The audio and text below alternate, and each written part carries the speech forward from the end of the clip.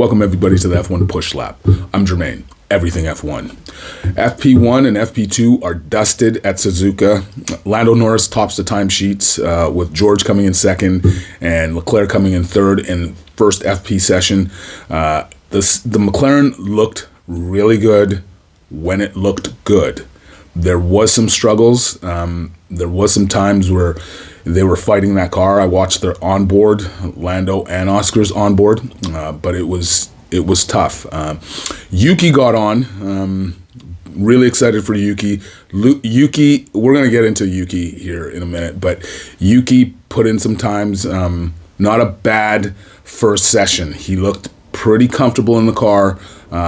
He wasn't that far off Max. I think at one point he was just over a tenth off Max in FP1. I think he ended a 10th off Max in FP1, which bodes well for Yuki, right? It seems like his driving style. That car is very much on the nose. That front end axle is quite limited. So yeah, Yuki looked good. I'm happy for Yuki's first session. I really want to see what he does in FP3 in the quali sim.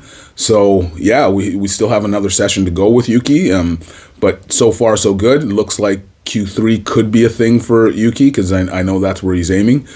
But yeah, to start your Red Bull career at home in a situation like that, I think that bodes really well for Yuki, and I'm really happy for Yuki to see what took place at Suzuka. Now, okay, let's just get this out of the way right away.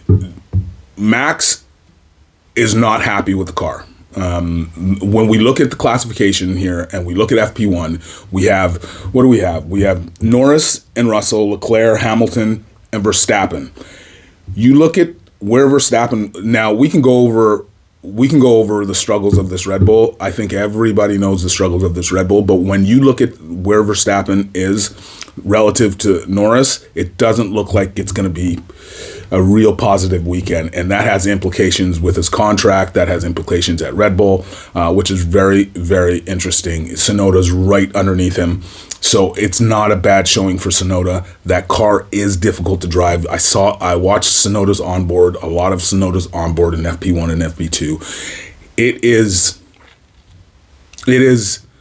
is a difficult car mid-corner to control. When you're trying to get out of that corner, that rear end tends to snap. It tends to slide. Max was struggling. Max wasn't on it the whole way. But when we look at certain parts of FP1 and FP2, more specifically FP1, when we're looking at FP1 and we see what Russell, his times that he put up, Antonelli's times that were going up, the track was ramping up, and all these things that we know, it was a little cooler. The temperatures were a little cooler. So does that favor Mercedes? Who actually really knows? When we look at some of the times at the time with the temperature and the times and everything else, we look across the board at some of the teams. You look at Max Verstappen, you see where he is. At this point in time in FP1, he's behind Tsunoda. Tsunoda put in a stonker of a lap, like just a blitzer of a lap to sit behind Russell. And I think Max was compromised in this lap. I actually think he was compromised. But to see Tsunoda ahead of Max at this point It actually gave me a lot of hope for Tsunoda, which is great, because Max was struggling in this car today. It wasn't as clean sailing as we've seen.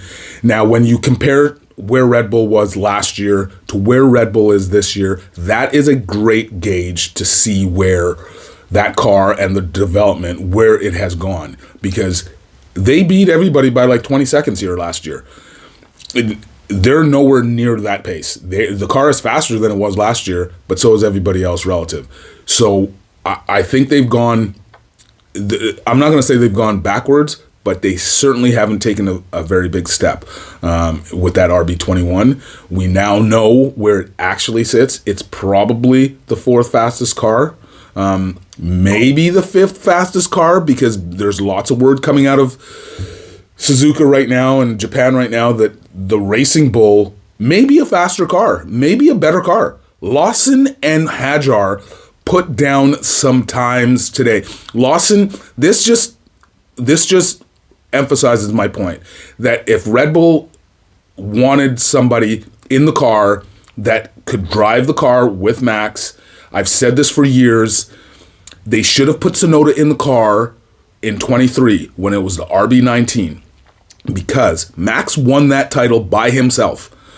He didn't need Checo. That could have been the perfect year to take Checo out of the car, put Tsunoda in the car so he can learn and develop with the car. 24 wouldn't have been such a disaster, and we wouldn't be in this place that we are right now with Red Bull Racing. That, you know what, that in itself is its own issue. FlowViz paint visible on the McLaren. They're still trying to squeak out every piece of aerodynamic advantage they can get with that car, and I don't blame them, because that car is quite the platform. It's good in all corners.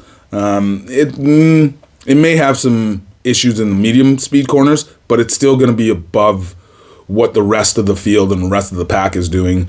Lando had a little mishap in the last chicane in Sector 3, turn 16. I think he took too much curb, and pretty big slide, pretty big hit to the underfloor. I shouldn't say a pretty big hit, but you definitely know he bottomed out a little bit there.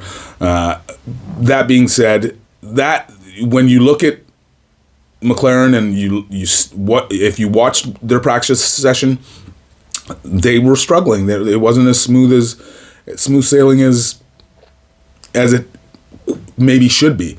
Ferrari doing Ferrari things. They're there or thereabouts. They're like 0.4 off the pace in FP1. Leclerc was maybe 0.4, and Lewis was maybe a half a second off, maybe a tenth down on Leclerc. They've been really close. Most of the session, they've been really close. FP2, they were also very close. When we look at the long run data, we look at Leclerc putting in a 133.5.2, 0.7. You got Hamilton 34.2, 34.4, 34.3. So he's a little bit off the pace. Norris at 33.5, 33.3, 33.2, 33.9, 32.8. Whoa, 33.1.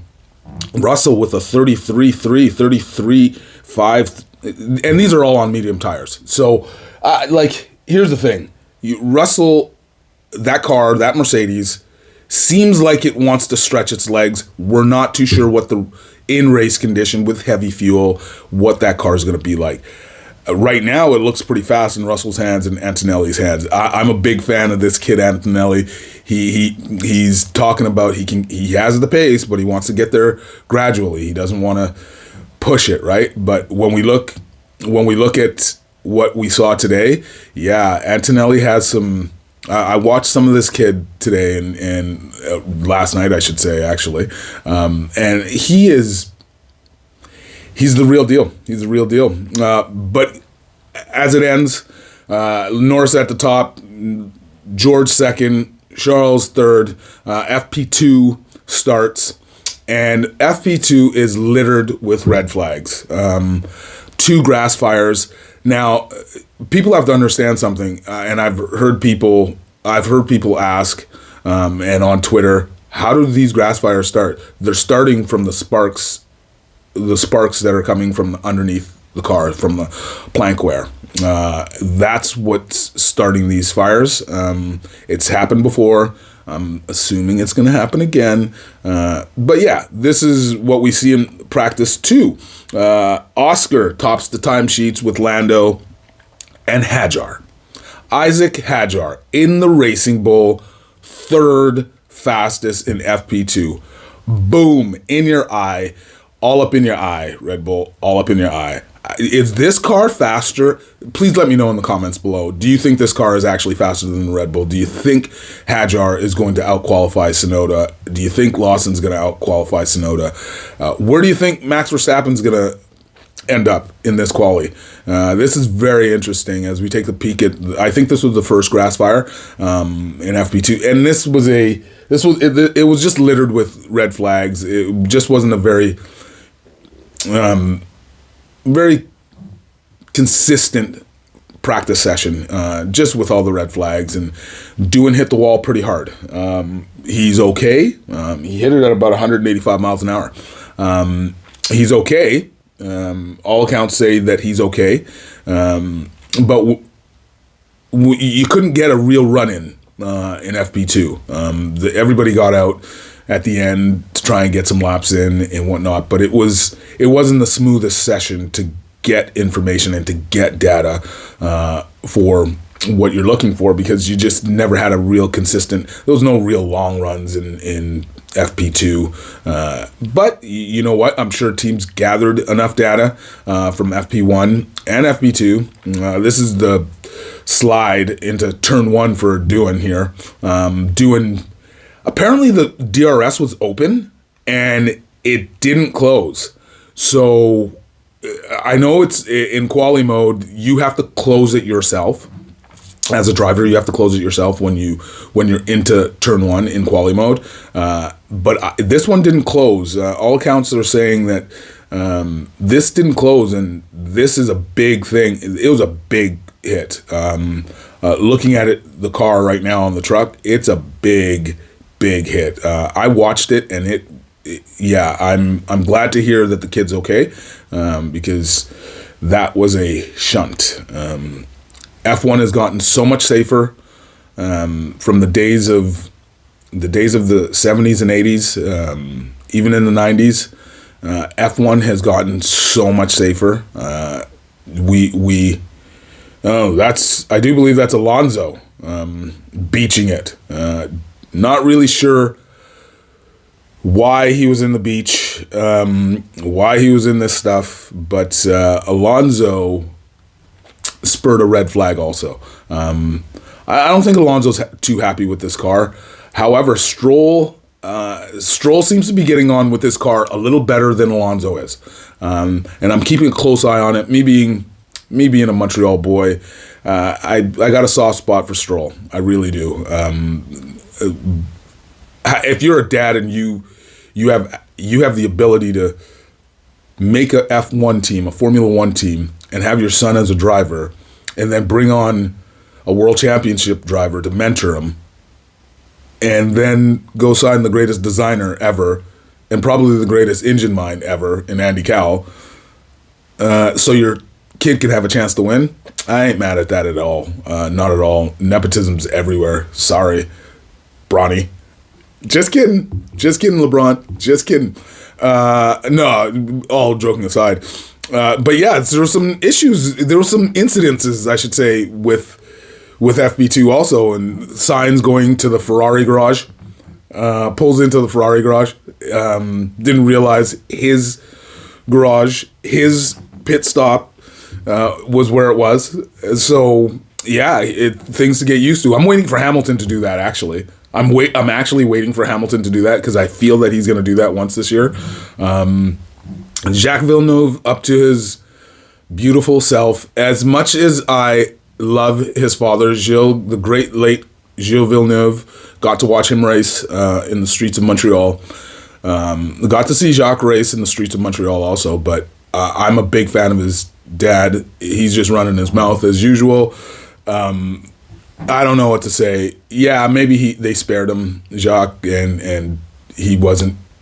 It may not have been recoverable if they left him there, but who knows? But Jacques up to his good old self. And Christian praising Yuki. They both had identical engine modes. I think that's a positive start for Yuki. His feedback was clear and concise. Now, that says a lot. He emphasizes that the engine modes were the same. So, if Yuki's legitimately under 0.3 to max, then Red Bull may have a shot at helping Max win that 5th title this year. Without it, they don't have a chance. He can't do this one by himself. Even if they develop the car in his favor and they fix these issues, it's going to be tough to do that by himself because there's too many competitive drivers on the grid. FP2 ends with Oscar with a 128-1. Lando with a 128-1. They're fighting it out. Those two it's going to be a close battle between those two this weekend. And Hadjar with a 128.5. Hadjar in the Racing Bull outshined Yuki and Max in a Red Bull. A White Bull in Japan. That's a big implication. Big implication. Just wanted to say thank you for tuning in. Give me a like and a subscribe. Drop a comment. Really want to know your predictions for the weekend. I'll be tuning into FP3 and Quali, so I'll drop a video after that. Until then, I'll see you soon. All right?